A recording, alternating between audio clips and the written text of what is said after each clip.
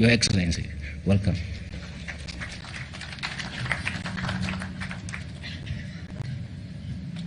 Thank you very much, Minister. Asante sana. Thank you very much. Let's take our seats. Thank you.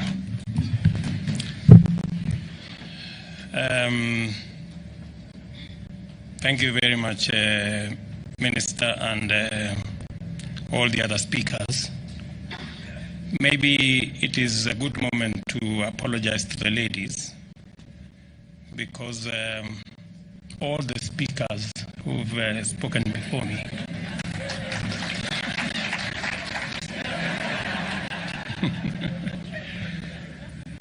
maybe Mr. Kili and the other people next time, let's be kinder to the ladies. Otherwise, we run the risk of being unconstitutional to the needs of a market that gets increasingly complex and sophisticated with each passing day.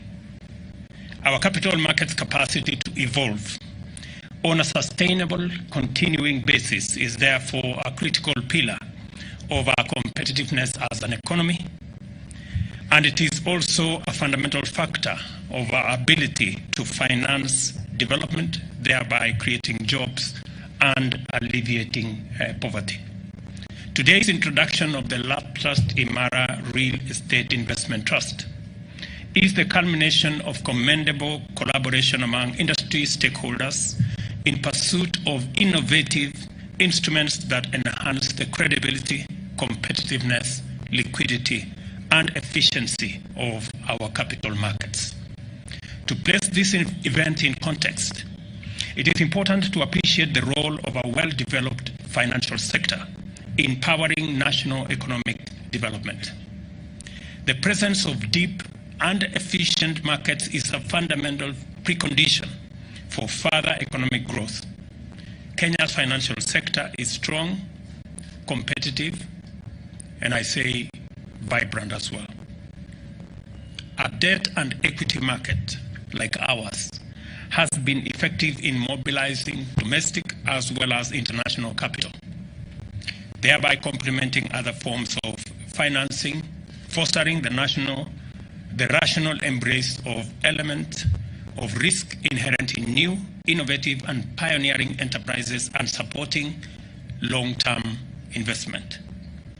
The government is committed to expanding opportunities for both investors and issuers in Kenya. We are motivated in this quest by a number of compelling reasons.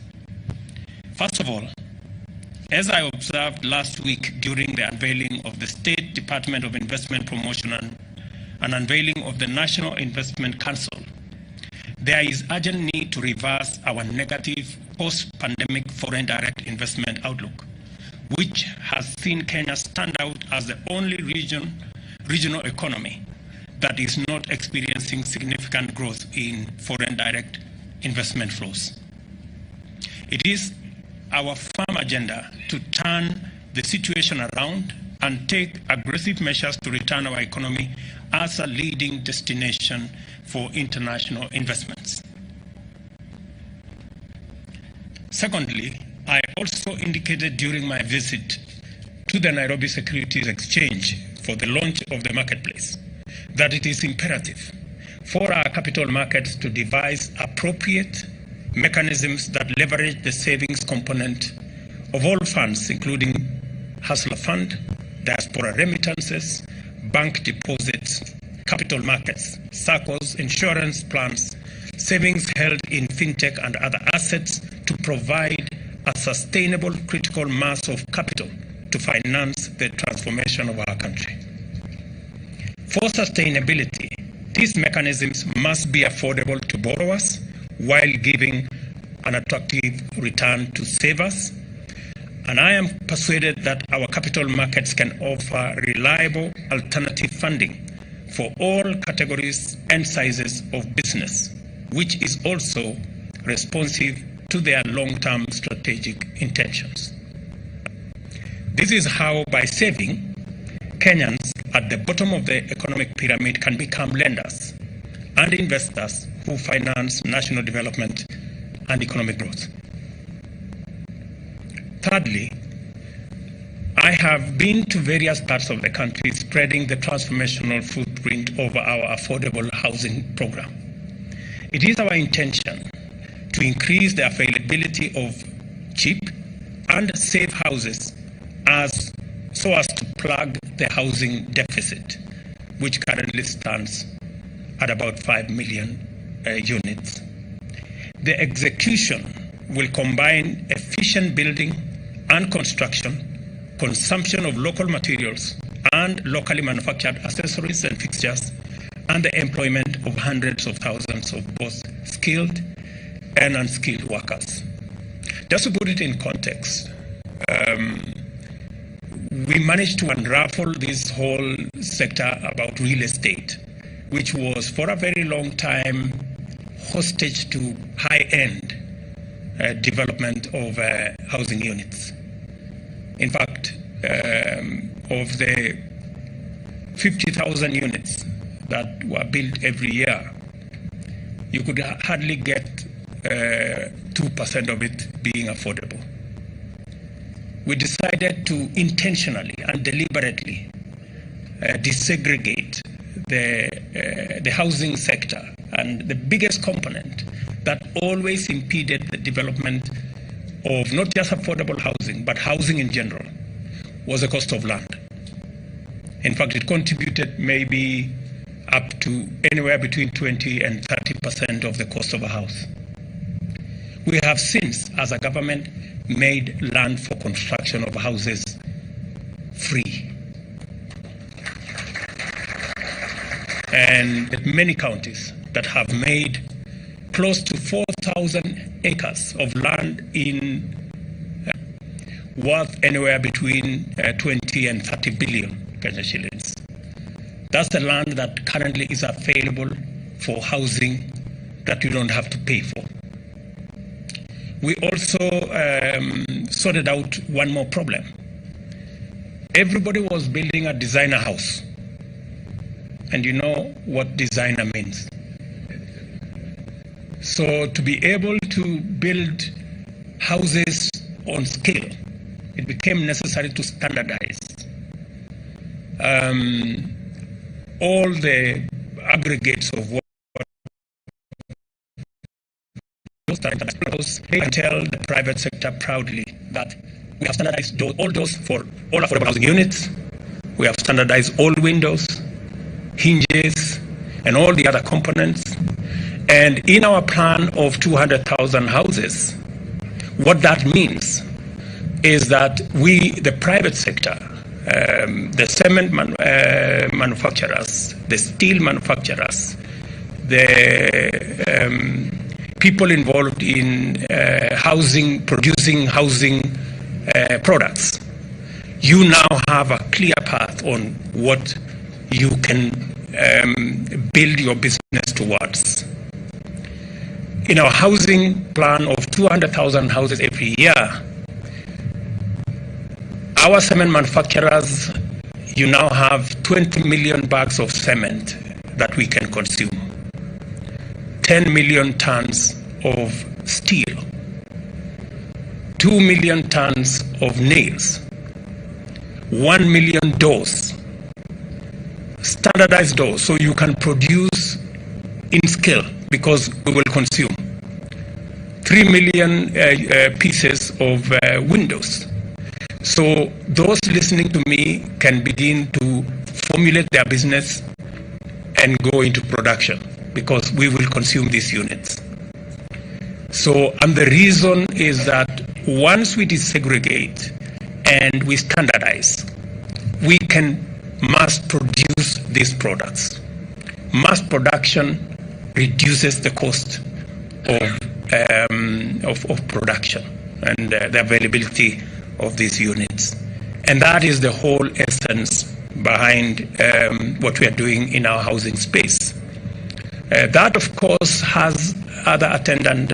One final thing we decided to resolve using the housing fund, and hopefully this REITs and all the other REITs that will come after this, and we have encouraged our pension schemes to come on board, is the offtake plan. So if we sort out the land for construction, We also make the housing development itself competitive by producing en masse and in scale. And we provide an offtake plan that is sensitive to low-income Kenyans. Then we have sorted out the whole housing jigsaw and we can go into production. And that is what the government of Kenya is offering. We are already doing the units in 11 counties. We have advertised by 30th of this month another 7 counties. And we are on course to ensuring that we not only meet the 200,000 housing units, but we surpass it. And therefore, I am challenging our pension schemes to step up and provide the offtake. I know a fund manager is looking at a treasury bond, and that gives him a fair return. I want to encourage you that you will not only get a fair return by investing in our housing scheme, but you will have big impact. You can look at a house and you can proud Kenyan to have a roof over their heads. So I think it will be a double win. We look to the capital markets as the principal source as well as development pillar of our transformational agenda. In particular, the investors participating in the public-private partnership that will become the favored delivery mechanism, which will benefit tremendously from affordable capital sourced in liquid and efficient capital markets.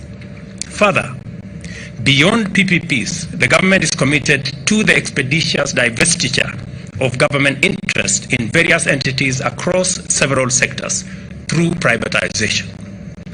We expect the capital markets to rise to the occasion and mobilize capital and give the taxpayers excellent value.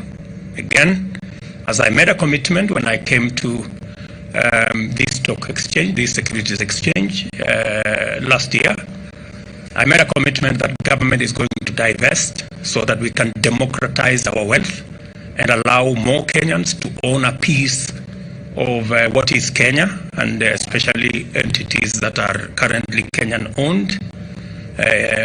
When we went to run with that exercise, we found that the law that existed was actually the biggest impediment to any privatization. It's a law that has been there for the last almost 15 years, and it has made it impossible for any divestiture to happen and for any democratization of what is owned by government to be undertaken.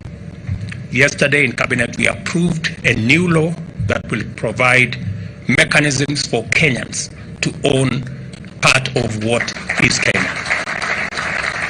And I am looking forward to the Nairobi Stock Exchange, to the Securities Exchange here, to provide the necessary capital for Kenyans to buy into these entities. Additionally, it is of particular importance for me to emphasize our strong expectation that Kenya's capital markets can and must be revitalized by enlisting the participation of micro, small and medium enterprises, as well as the large multinational companies that have set up business operations in Kenya.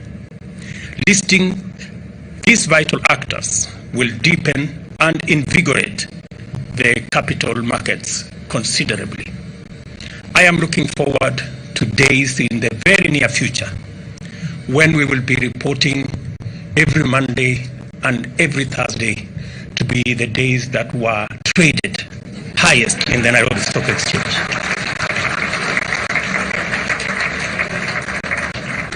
My second visit to the Securities Exchange today underscores the understanding that as a strategic actor in the economy, the capital markets fraternity is going to play a central role in supporting our economic recovery in the short term and national socio-economic transformation in the long term.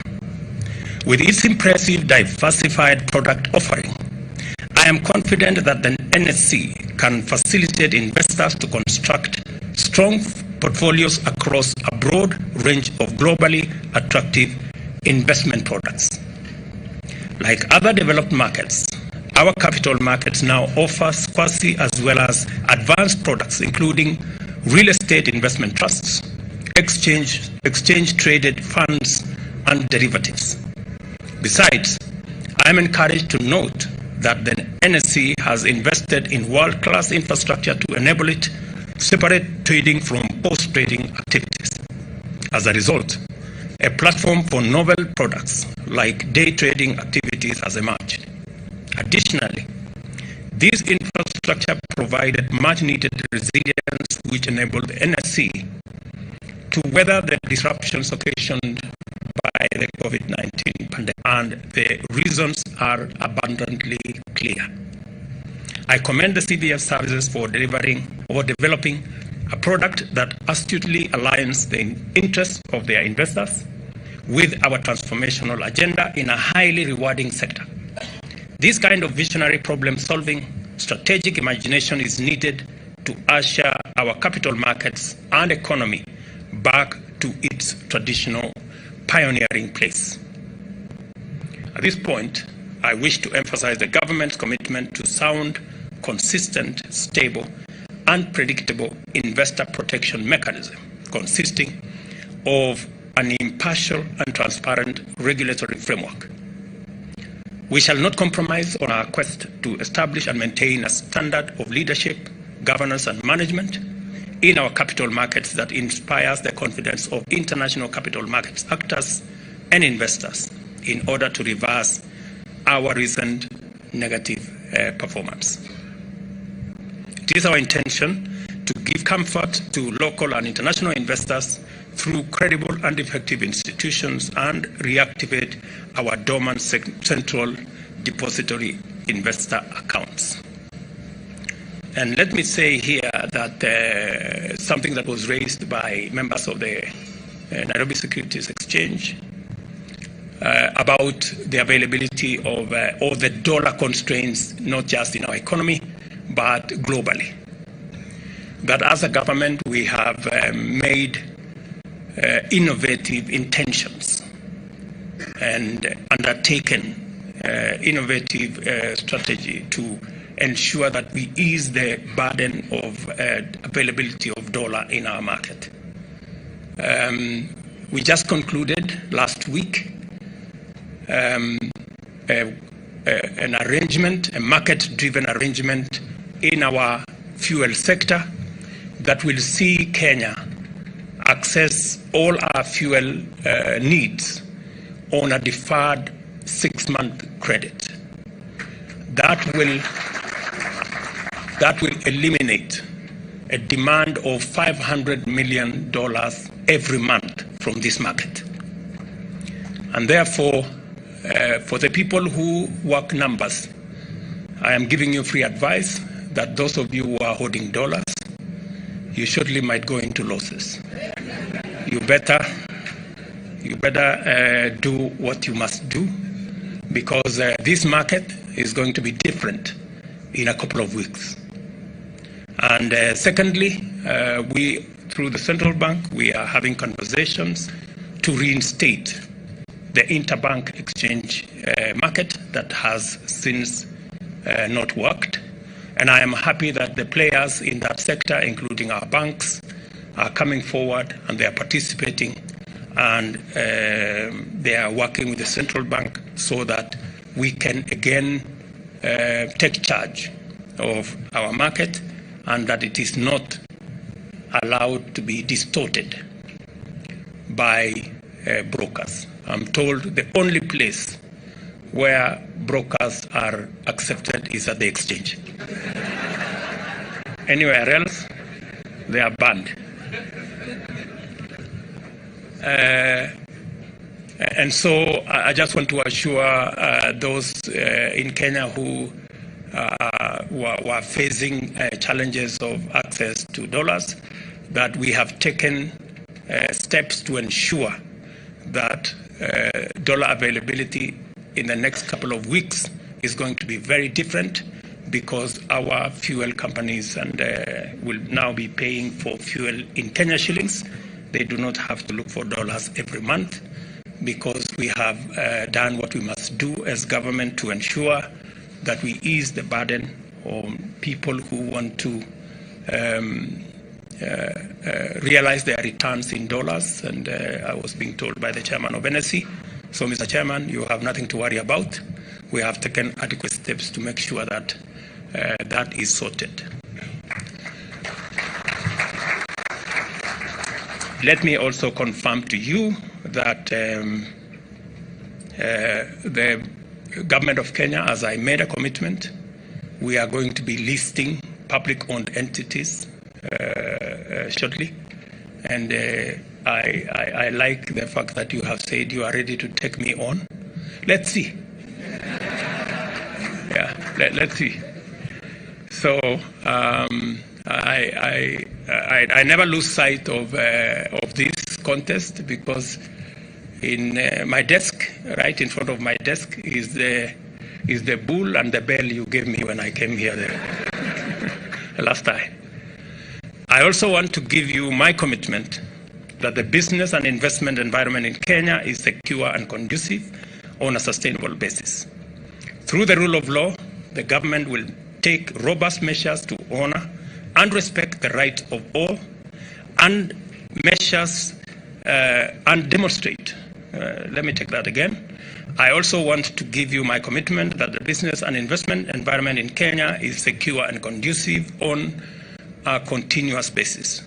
Through the rule of law, the government will take robust measures to honor and respect the rights of all, and demonstrate that no one is above the law by decisively combating impunity, lawlessness, and disorder.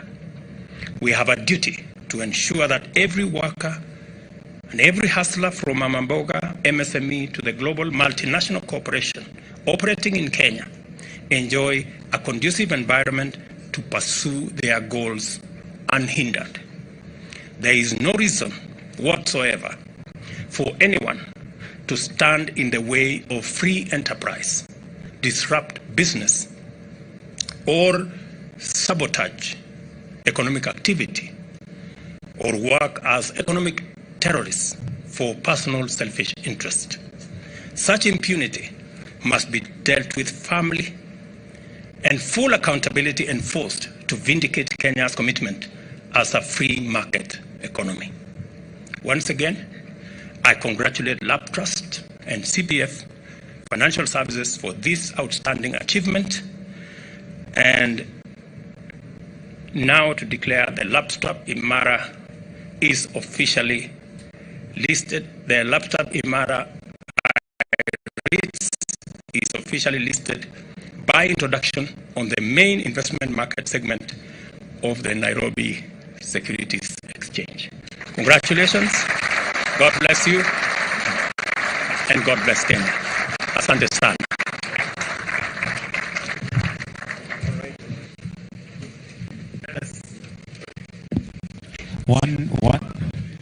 Let us give His Excellency one more round of applause. Thank you very much, Your Excellency. And with your permission, sir, CPF Lab Trust had a gift that they had prepared for you, so I'll invite Mr. Kili to just come and present